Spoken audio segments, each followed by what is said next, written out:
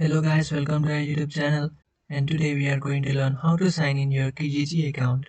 So if you want to sign in your Kijiji account, first of all you have to open up your browser, any browser you like. So I'm using my Chrome browser.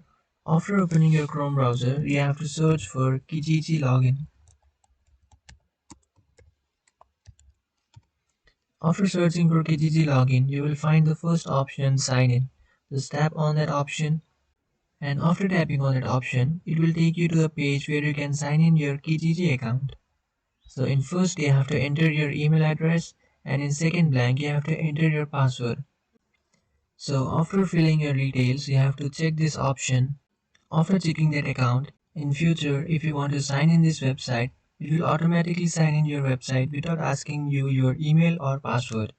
So after checking that option, tap on sign in. After tapping on sign in, you will successfully sign in to your Kijiji account. So this is how you sign into your Kijiji account. If you have any doubts, feel free to comment below. Thanks for watching.